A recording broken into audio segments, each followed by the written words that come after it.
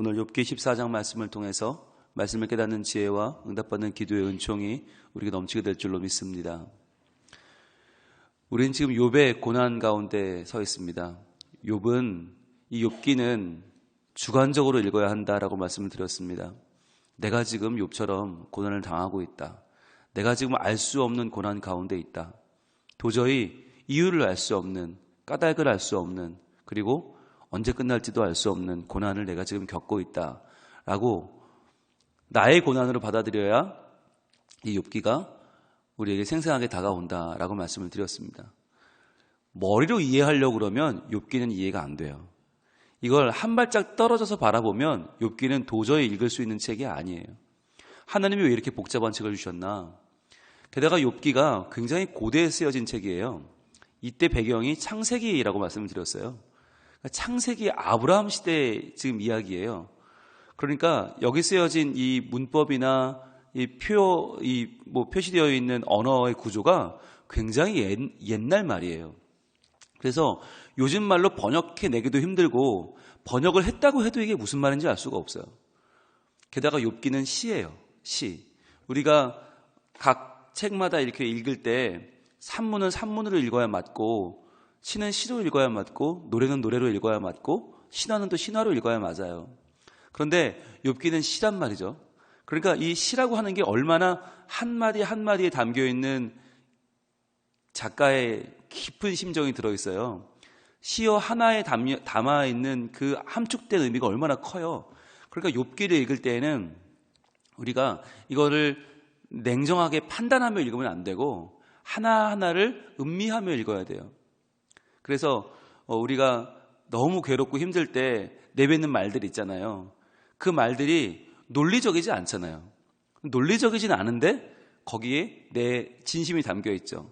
내 마음이 담겨 있어요. 그런데 그 마음이라는 게 마음은 똑같지만 표현은 계속 바뀌잖아요.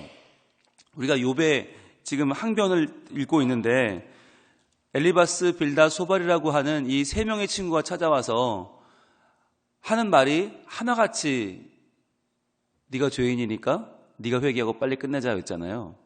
결국은 네 죄 때문에 이렇게 된 거 아니냐. 너의 모든 재앙이 너를 보여주는 거다. 그러니까 너의 겉모습이 너의 속모습을 드러내는 거고 너의 보여지는 재앙이 실제로 너다라고 하는 이야기죠. 욥은 위로를 기대했는데 세 친구에게 위로를 얻을 수 없어요. 그래서 구조가 이렇게 되잖아요. 엘리바스가 한번 얘기하고 욥이 한번 항변하고 빌닷이 한번 얘기하고 욥이 한번 항변하고 그다음 소발이 한번 이야기하고 욥이 한번 항변하고 여기까지 왔어요. 이게 한 텀이에요. 이게 지금 세 텀까지 가야 되거든요. 그러니까 지금 두 텀을 더 가야 되는데 첫 번째 텀이 마쳤어요. 근데 여러분 한번 생각해 보세요. 제일 힘든 사람이 누구죠 지금? 욥이죠. 욥이 제일 힘든데 구조가 엘리바스가 이야기하고 욥이 한번, 빌닷이 한번 얘기하고 욥이 한번, 소발이 한번 얘기하고 욥이 한번. 그러니까 다른 사람들은 한 텀에 한 번만 얘기하면 되는데 욥은 세 번을 얘기해야 돼요. 일일이 답변을 해야 돼요. 그러니까 이게 얼마나 지쳐요. 얼마나 힘들어요. 그러니까 욥이 계속해서 논리적으로 답을 하고 자기의 결백을 증언하고 왜 이런지 모르겠다. 너희들의 말은 틀렸다. 계속 항변을 하다가 이제 한 텀이 끝나는 14장에 와서는 너무 지치는 거예요. 너무 지쳤어요. 이제 내일 15장부터는 새로운 두 번째 텀이 시작되거든요. 바라보는 세 친구야. 남이 얘기할 때 자기 마음 말도 좀 준비하고 이 논쟁과 재판에서 어떻게 말해야 될까 생각할 여유도 있지만 욥은 그 여유도 없잖아요. 자기 편도 아닌 위로자도 아닌 세 명의 고발하는 자들, 세 명의 참소하는 자들, 빨리 고백하라고 몰아붙이는 자들에게서 자기의 결백을 증언하기란 얼마나 힘든 일일까요? 게다가 지금 자기는 온통 슬픔에 담겨 있는데 말이죠. 그래서 욥기 14장은 참 해석이 어려워요. 온통 절망에 차 있어요. 온통 기운이 빠져 있어요. 우리가 욥기 14장을 읽을 때에는 그야말로 아무도 만나고 싶지 않은 마음, 밥도 먹기 싫은 마음, 잠도 자기 싫고 앉기도 싫고 일어나기도 싫고 눕기도 싫은 마음, 그런 마음을 떠올려야 돼요.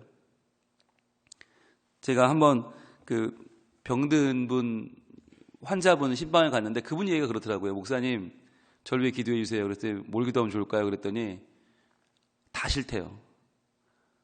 그분이 면역력이 떨어져서 대상포진에 걸리셨었는데, 이 대상포진이라는 질병의 고통을 아마 겪어보신 분들은 아시겠죠? 누울 수도 없고요, 앉을 수도 없고요, 일어날 수도 없대요. 그러니까 뭘 할 수 있는 게 없다는 거예요. 너무 고통스럽고 너무 아프다. 그러면서 저한테, 목사님, 제가 할 수 있는 게 없네요. 그러니까 기도 제목을 묻기가 너무 안쓰러운 그런 상황 있잖아요. 그래도 신방을 갔는데 목사가 뭘 기도해 드릴까요? 해야 되는데 답이 없는 거예요. 너무 힘드신 거예요. 그래서 그냥 아무 말 없이 그냥 있다가 제가 조용한 소리로 기도하고 왔어요.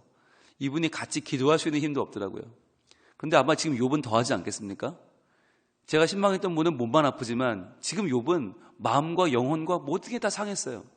사회적으로, 신체적으로 그는 죽은 자와 다름없어요. 얼마나 괴롭겠어요. 그래서 이 14장에서는 욥은 모든 걸 포기합니다. 마치 정말 이걸로 그냥 인생은 접는 것처럼 이야기합니다. 그런데 여기서 또 우리가 발견해야 될 게 있습니다. 보겠습니다. 1절입니다. 여인에게서 태어난 사람은 생애가 짧고 걱정이 가득하며, 이렇게 시작해요. 그러니까 자신에 대한, 자기에 대한 지금 끝없는 절망을 이야기하는 겁니다. 아니, 여인에게 태어난 사람, 즉 모든 사람들은 연약하다는 거예요. 하나님처럼 태초부터 계신 분도 아니고, 우리가 하나님이 아래서 태어나게 한 사람도 아니고, 그냥 평범하게 여인에게 태어난 바로 나 같은 사람은 생애도 짧고, 살아봐야 7, 80년인데 우리 같은 생이 별거냐. 걱정이 가득하며, 그나마의 그 짧은 인생도 걱정 가운데 살다 간다는 거예요. 나같이 이렇게 아무것도 아닌 인생, 정말 이렇게 별거 아닌 인생이, 2절입니다. 그는 꽃과 같이 자라나서 시들며 그림자같이 지나가며 머물지 아니하거늘. 정말 잠시 꽃이 여러 번 피어서 얼마나 피어 있어요? 열을 붉은 꽃이 없다면서요? 꽃과 같이 자라나서 시들며, 즉 열흘도 못 피워보고 시들어버리는 게 인생이고, 그림자같이 지나가 버리는 거. 그림자가 여기 있다 싶으면 그 다음 지나가면 또 없잖아요. 있나 싶으면 또 없잖아요. 그러니까 인생이 아무것도 아니라는 거잖아요. 나같이 연약한 인생, 나같이 별거 아닌 인생, 아무것도 아닌 인생이라는 거죠. 정말 지금 마음은 어떨까요? 욥의 마음은 빨리 지나갔으면 좋겠죠. 그냥 끝났으면 좋겠는 거예요. 빨리 이게 좀 끝났으면 좋겠다. 나 아무것도 아닌 인생인데, 별것도 아닌 인생이 왜 이렇게 길어? 왜 이 고난은 끝나지도 않아? 왜 니들은 와서 이렇게 듣기 싫은 소리나 계속해야 되고, 나는 여기서 항변을 해야 되고, 이 생 너무 싫다, 난 너무 힘들다, 너무 괴롭다는 거죠. 너무 괴롭다는 거예요. 그런데 그럼에도 불구하고 이 욥의 자세에서 우리가 봐야 될 게 뭐냐, 바로 3절입니다. 3절 같이 읽을게요. 이와 같은 자를 주께서 눈여겨보시나이까, 나를 주 앞으로 이끌어서 재판하시나이까. 자, 그래도 그렇게 힘들고 그렇게 괴롭고 그렇게 아무것도 아닌 나의 인생이라고 그렇게 자주 하면서도 그가 잊지 않는 것은 뭐예요? 바로 주님이에요. 이렇게 아무것도 아닌 나를 주님 왜 눈여겨보십니까? 눈여겨본다는 게 무슨 말이에요? 나를 주 앞으로 이끌어 재판하십니까? 이게 무슨 말이에요? 하나님이 내 모든 삶의 모든 내용을 다 살피신다는 거 아니에요? 모든 말을 다 살피신다는 거 아니에요? 모든 행위를 다 살피신다는 거 아니에요? 여러분, 욥이 다른 사람보다 더 의로워요? 더 악해요? 훨씬 의롭죠. 근데 의롭다고 말하는 게 뭐예요? 뭐가 의로운 거예요? 죄를 안 짓는 거예요? 죄를 안 지어서 의로운 거예요? 그게 아니잖아요. 왜 의로운 거예요? 대속의 제사를 지내기 때문이에요. 희생 제사를 드릴 줄 아는 사람, 하나님 앞에 예배를 통하여 회개하고 우리의 작은 잘못이라도 있다면 좀 용서해 달라고 구할 줄 아는 사람, 늘 하나님 앞에 나아가 예배하는 것이, 회개하는 것이 몸의 배 사람이에요. 그래서 그가 의인인 거예요. 그러니까 욥이 죄가 없는 게 아니라 이미 희생 제사를 지내면 그의 죄가 사하여지는 거 아니에요. 그러니까 지금 욥은 그게 이해가 안 되는 거예요. 내가 죄가 없다는 게 아니라 분명히 제사를 지내고 분명히 예배를 드렸는데, 오죽하면 내 자녀들이 파티를 해도 혹시나 마음으로라도 하나님께 범죄했을까 봐 10명을 다 불러다가 한 명씩 내가 그 마음의 죄를 위해서라도 제사를 지냈던 난데 그렇게까지 제사를 잘 지냈는데 왜 하나님은 지금 내게 이런 시련을 주시는가? 혹시 나를 막 눈여겨보고 막 날 찾아서 날 막 재판해서 혹시나 내가 회개하지 않은 게 하나라도 있나 나를 찾아보시는 건 아닌가? 라고 하는 생각이 드는 거예요. 그러잖아요. 욥이 아무리 생각해도 하나님 이러실 이유가 없는데 내가 그때 혹시 회개할 때 뭐 빼먹은 게 있나? 혹시 내가 하나라도 내가 놓친 게 있나? 그래서 하나님이 그것까지 찾아내셔서 지금 나한테 이러시는 건가? 라고 하는 생각까지 드는 거예요. 오죽하면 그러겠어요. 오죽하면 나의 지금까지의 신앙생활 한 것이 하나님을 믿고 의롭게 산다고 살았던 것이 그게 부족했나? 하나님 보시기엔 그게 아무것도 아니었나? 라고 하는 자기의 인생에 살아온 날들을 회의하는 지경까지 이른 거죠. 여러분 이런 마음 드실 때 있잖아요. 잘 될 때는 하나님과의 관계가 되게 좋은 것 같은데 뭔가 문제가 생기고 뭔가 내가 생각한 대로 안 돼요. 뭐가 자꾸 막 일이 꼬이면 내가 지금까지 신앙생활을 잘못했나? 내가 하나님을 잘못 믿었나? 이런 생각이 들잖아요. 지금 욥의 상황이 그런 거예요. 지금 나의 작은 잘못까지, 나의 작은 내가 놓친 것까지 다 하나님이 지금 찾아내셔서 나에게 지금 재판하자고 하시는 건가? 아니, 하나님이 그렇게 나오시면 내가 어떻게 하나님께 과연 그러면 버틸 수 있나? 내가 뭐라고 하나님이 그렇게 나를 뒤잡듯이 하시면 내가 어떻게 견딜 수 있습니까? 라고 하는 항변인 거죠. 이 답답한 마음은 여러분 이해가 되세요? 하나님 저 그래도 열심히 믿었잖아요. 저 하나님 그래도 기도 생활하고 말씀도 보고 새벽 기도도 나와서 기도도 하고 주일 성수도 열심히 하고 한다고 했잖아요. 하나님 그런데 저한테 왜 이런 일이 벌어지는 거죠? 라고 하는 지금 욥의 답답한 마음, 안타까운 마음을 지금 욥이 이야기하고 있는 거예요. 그러나 그럼에도 불구하고 여러분 우리가 하나님 앞에 나와서 하나님 왜 이러시는 거예요? 라고 항변할 때 오늘 보는 욥처럼 우리에게도 희망이 있는 줄로 믿습니다. 왜냐하면 그 마음속에 뭐는 남아있는 거예요? 하나님을 향한 믿음은 남아있어요. 하나님을 원망하고 하나님께 항변한다는 게 무슨 뜻이에요? 그래도 내 삶을 다시 돌이켜줄, 회복시킬 사람은 그럴 대상은 하나님밖에 없다는 거잖아요. 내가 노력해서 회복될 수 있다면 하나님께 나올 이유가 없어요. 내가 내 인생을 다시금 되살릴 수 있다면 하나님 앞에 나와서 그렇게 울부짖고 한탄하고 가슴을 칠 이유가 없죠. 그런데 분명히 아는 거예요. 나는 그럴 능력이 없다는 것을. 나는 그럴 수 없다는 것을 알아요. 그래서 오직 하나님께만 내 인생의 회복이, 변화가, 내일이 기대가 있다는 걸 알고 그걸 고백하는 거예요. 하나님, 저 좀 제발 좀 도와주세요. 하나님, 이렇게 연약한 저, 이렇게 아무것도 아닌 저, 꽃처럼 피었다가 시들어버리고 그림자처럼 사라져버리는 아무것도 아닌 나를 좀, 하나님 저를 좀 도와주세요. 너무 힘들어요. 저 너무 괴로워요. 하나님 저 좀 봐주세요. 라고 하는 욥의 간절한 심경이 담긴 고백인 거예요. 이와 같은 자를 주께서 눈여겨보시나이까? 나를 주 앞으로 이끌어서 재판하시나이까? 주님 그러시면 안 되는 거 아닙니까? 주님 그럼 저는 어떻게 삽니까? 주님 좀 제발 저를 좀 도와주세요. 라고 하는 거죠. 그러면 4절입니다. 누가 깨끗한 것을 더러운 것 가운데서 낼 수 있으리까? 하나도 없나이다. 주님이 찾으시는 게 정말 1.1획도 죄가 없는 겁니까? 정말 요만큼도 말 한마디, 생각 하나도 다 정결한 그런 사람을 찾는 겁니까? 주님 그런 사람은 없습니다. 라고 하는 거죠. 저 너무 더러운 거 아시잖아요. 저한테서 깨끗한 거 찾으세요? 그런 거 없잖아요. 하나님 아시잖아요. 저 그런 거 없어요. 제발 좀 너무 힘든 저를 좀 하나님 도와주세요. 라고 하는 간절한 기도를 하는 거죠. 그럼에도 또 이렇게 확 절망을 갖다가 또 어디로 가냐면 5절로 가는데 5절 같이 읽어볼까요? 시작. 그의 날을 정하셨고 그의 달수도 주께 있으므로 그의 규례를 정하여 넘어가지 못하게 하셨사온즉. 자, 이렇게 괴롭고 이렇게 힘들고 난 아무것도 아닌데 그래도 바라봐야 될 건 뭐냐? 하나님의 섭리예요. 하나님의 섭리. 지금 내가 볼 때는 이 고난은 끝이 없어요. 내가 볼 때 이 고난은 끝나지 않고 더 강해지고 더 힘들고 어려워질 게 뻔해요. 그러나 그의 나를 정하신 분이 있다. 이 고난도 언젠가 끝난다는 거죠. 이 고난도 언젠가 끝나고 이 고통도 언젠가 하나님의 정하신 바가 있다는 거죠.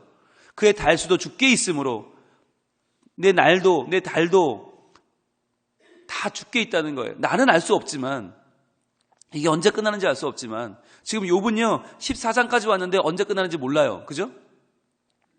우리는 어떻게 알아요? 하나님이 알려주셨으니까 알죠. 42장이면 끝난다. 우린 그걸 알지만 한 3분의 1을 왔다. 우리는 알지만 욥은 그나마도 몰라요. 언제 끝날지, 이게 욥기가 400장이 될지 4000장이 될지 4만장이 될지 모르잖아요. 어디까지 온지 몰라요. 그러니까 너무너무 답답하고 너무 괴로운데 하나님은 아시잖아요. 하나님이 정했잖아요 라고 하는 거죠. 그래서 제가 하나님께만 구할 수밖에 없어요. 그의 날을 정하셨고 그의 달수도 주께 있으므로 그의 규례를 정하여 넘어가지 못하게 하셨다. 하나님의 주권이죠. 적어도 내게 정해진 것만큼만 치르면 끝나는 거죠. 하나님, 거기서 더 넘어서 계속 이 영원토록 이 고단이 계속되는 건 아니죠. 적어도 그런 거죠. 하나님 확실하죠. 제발 하나님 저 좀 도와주세요라고 하는 가슴 아픈 이야기인 거예요. 주님, 이거 끝이 있긴 있는 거죠? 라고 하는 거죠. 좀 끝나긴 끝나는 거죠. 끝나야 되는 거 아니에요, 하나님? 끝 좀 내주세요라고 하는 거죠. 끝 좀 내주세요. 저 좀 놔주세요라고 하는 가슴 아픈 욥의 이야기예요. 6절은 이렇게 이어집니다. 그에게서 눈을 돌이켜 그가 품꾼같이 그의 날을 마칠 때까지 그를 홀로 있게 하옵소서.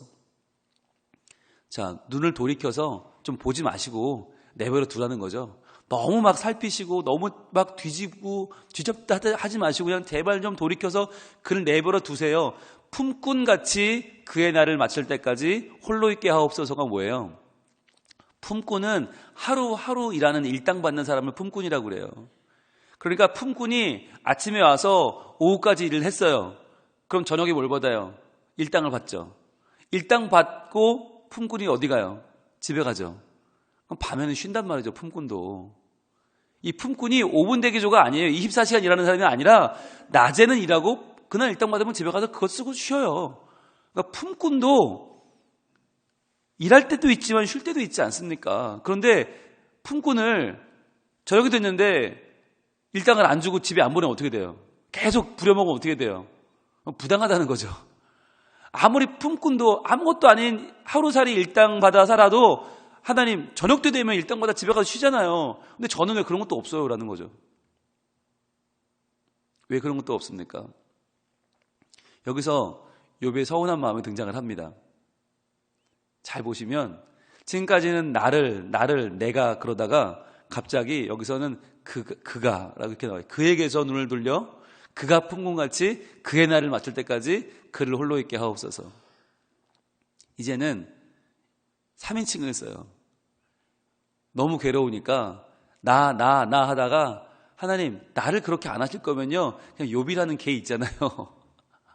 그냥 혼자 있게 좀 해주세요. 그 욥이라는 개를 좀 하나님 그냥 좀 풀어주시면 안 될까요? 그 집에 좀 가서 좀 쉬었다 오라고. 낮에는 고난을 받지만 밤에는 이제 수고했으니까 집에 가서 좀 쉬어라고 하시면 안 될까요? 계속 이렇게 고난 받아야 될까요? 걔도 하나님 좀 쉬어야 되지 않아요? 걔 좀 보내주세요 라고 하는 거예요. 욥이 너무너무 힘들고 괴로우니까 이제는 1인칭을 쓰기도 지치고 너무 힘들고 너무 막 그 마음속에서 아픔이 몰려오니까 차라리 그 고통을 잊고 싶은 거죠. 그냥 저 사람, 저 고통받는 사람 좀 하나님 풀어주시면 어때요? 라고 하는 거예요.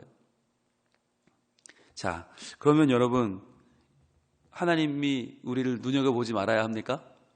하나님이 우리를 그냥 잊어버리시면 됩니까?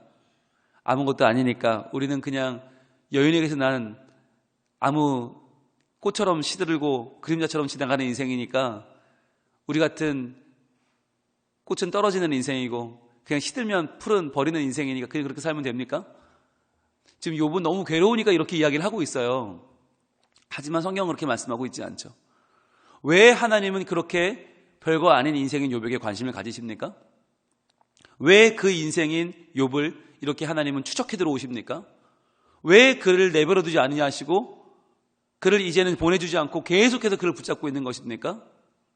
이유가 있죠. 한번 볼까요? 시편 103편으로 가봅니다. 왜 하나님은 그 연약한 욥을 끝까지 내버려 두지 않으시는가? 시편 103편 15절. 시편 103편 15절. 구약 877쪽에 있습니다. 조금만 뒤로 가면 있어요. 시편 103편 15절 같이 있습니다. 인생은 그날이 풀과 같으며 그 영화가 들의 꽃과 같도다. 계속 그것은 바람이 지나가면 없어지나니 그 있던 자리도 다시 알지 못하거니와. 자, 분명히 성경은 이야기합니다. 그래, 맞아. 인생은 그날이 풀과 같아. 그 영화가 들의 꽃과 같아. 금방 시들고 금방 져버려. 맞아. 인생 그래 별거 없어. 맞아. 바람이 지나가면 없어지나니 그 있던 자리도 알지 못해. 그래, 맞지. 그림자처럼 지나가는 건 맞아. 그런데 17절입니다. 같이 있습니다. 시작. 여호와의 인자하심은 자기를 경외하는 자에게 영원부터 영원까지 이르며 그의 의는 자손의 자손에게 이르리니. 그러셔요. 인간이 별거 아닌 거 맞지만 그 인간이 여호와를 경외할 때는 얘기가 다르다는 거예요. 그 아무것도 아닌 잠깐 왔다 가는 인간이 영원부터 영원까지 이르는 그 하나님을 경외하는 날부터는 그의 삶의 질이 달라진다는 거예요. 그 삶의 가치가 달라진다는 거예요. 여호와의 인자하심은 자기를 경외하는 자에게 영원부터 영원까지 이른다. 인간에게 영원이 어디 있어요? 그런데 하나님은 자기를 경외하는 자를 영원부터 영원까지 붙잡아 주시고 그의 의는 자손의 자손에까지 이른다. 즉 하나님이 왜 우리에게 관심을 가지시는가? 우리에게 하나님의 주시는 그 의로움, 그게 우리 때로 끝나는 게 아니라 우리 때가 다 차면 다음 때까지 계속해서 이어지면서 역사하신다. 왜? 그분은 영원하시니까. 이거예요. 지금 욥은 거기까지 생각이 못 미쳐요. 너무 괴로우니까. 그러나 지금 시편 103편을 쓰고 있는 다윗은 그걸 깨달았어요. 아, 나의 인생 아무것도 아닌데 그 별거 아닌 인생을 하나님은 자기를 경외하는 자에게 영원에서 영원을 달리는 그 인자하심을 베풀어 주시고 하나님의 의로움을 자손의 자손에게까지도 베풀어 주시는구나. 그걸 깨달은 거죠. 그래서 우리가 어떻게 살아야 될까요? 그 다음에 18절 이어집니다. 같이 읽습니다. 시작. 곧 그의 언약을 지키고 그의 법도를 기억하여 행하는 자에게로다. 아멘. 그러니까 우리의 인생이 유한한 것을 극복하는 방법이 뭐냐? 별거 아닌 인생, 꽃처럼 시들고 풀처럼 마르는 인생이 그러면 영원을 사는 방법이 뭐냐? 바로 하나님을 경외하는 것인데 경외한다는 건 뭐냐? 그의 언약을 지키고 그의 법도를 기억하여 행하는 자에게로다. 즉 지키고 기억하고 행하는 것이다. 이것이 하나님을 경외하는 것이고 이러한 자에게 하나님은 영원한 인자하심을 베푸신다. 자손과 자손을 이어가는 의를 베푸신다는 거예요. 그래서 여러분 우리가 똑같은 인생입니다. 똑같이 우리는 왔다 갑니다. 별거 아닙니다. 역사로 보면 인생은 전밖에 안 돼요. 그런데 욥처럼 고백할 수도 있고 다윗처럼 고백할 수도 있어요. 욥처럼 저 아무것도 아닌 인생인데 하나님 왜 괴롭히세요? 저 좀 놔주세요 할 수도 있고 다윗처럼 이렇게 아무것도 아닌 인생이 하나님이 주신 말씀을 통해서 그 말씀을 지키고 기억하고 행했더니 하나님이 나를 영원에서 영원토록 인자를 베푸시고 내 대대로 의를 베푸셨도다 라고 고백할 수도 있는 거예요. 바로 우리에게 허락하신 하나님의 말씀의 가치를 말하는 것입니다. 여호와를 경외하는 것, 하나님의 말씀을 지키는 것, 기억하는 것, 행하는 것. 오늘도 우리가 살아가면서 어떻게 사시겠습니까? 나의 연약함을 이야기하며 푸념하면서 하소연하면서 죽겠다고 하면서 하루를 보낼 수도 있어요. 그런가 하면 그래도 나에게 허락하신 말씀을 기억하고 그 말씀을 지키고 그 말씀을 행하면서 하나님을 경외하면서 하나님의 인자하심을 영원부터 영원까지 경험하며 살 수도 있어요. 내 삶에 무엇을 채우겠습니까? 허무함과 낭만과 좌절을 채우겠습니까? 아니면 여호와의 인자하심과 그분의 의를 채우겠습니까? 오늘 내게 주신 이 말씀이 바로 그 열쇠입니다. 말씀을 통해서 하나님을 온전히 경외하는, 그래야 하나님께서 우리를 인자하심으로 채우시고 의로움으로 채우시고 우리뿐 아니라 우리의 자손들까지 다음 세대까지도 하나님이 변화시켜 주시는 하나님의 사람으로 우리가 오늘 굳게 서기를 우리 주님 원하고 계십니다. 기도하겠습니다. 하나님, 첫 번째 논쟁을 모두 마치면서 욥은 너무나 지쳐 있습니다. 너무나 괴롭습니다. 그래서 나 같은 인생 내가 뭐라고 하나님 날 이렇게 살피시느냐고, 나 같은 거 뭐라고 이렇게 하나님 재판하시고 날 이렇게 괴롭게 하시느냐고 하나님 앞에 나가서 그 괴로운 마음을 토로하고 있습니다. 그러나 주님, 우리 같은 인생 아무것도 아닌 건 맞지만, 그러나 우리가 하나님을 경외할 때에 하나님은 우리에게 영원부터 영원까지 이르는 인자하심을 채우시고 의로움으로 우리의 자손까지 변화시켜 주신다고 약속하고 계십니다. 주님, 주의 언약을, 그 귀한 말씀을 기억하고 지키고 행함을 통하여 저희들 오늘도 유한한 나의 인생을 주님께 드리고 부족한 나의 인생이 주님 안에 새로워지는 그 삶의 질이 달라지는 변화를 경험하기를 원합니다. 주님, 이 괴로운 세상, 이 별것 아니어 보이는 세상 가운데서도 우리에게 예수 그리스도 믿게 하시고 하나님 자녀 삼아 주시고 하나님 말씀대로 살 수 있는 기회를 주셨으니 감사합니다. 험한 세상의 가치를 따라 살지 않게 하시고 오늘도 하나님을 경외하며 주를 믿는 주의 자녀로 살게 하여 주옵소서. 우리의 삶 가운데 올바른 선택을 하게 하시고 하나님 안에 영원에서 영원에 이르는 그 인자하심을 오늘도 경험하며 맛보며 살아가는, 그것을 증거하며 나누며 살아가는 우리가 되게 하옵소서. 이 새벽에 가지고 나온 우리의 모든 기도 제목들 하나님 아시지요? 간절히 구하는 제목에 주여 응답하여 주시고 하나님의 인자하심으로 영원히 우리를 채워 주옵소서. 예수님 이름으로 기도합니다. 아멘.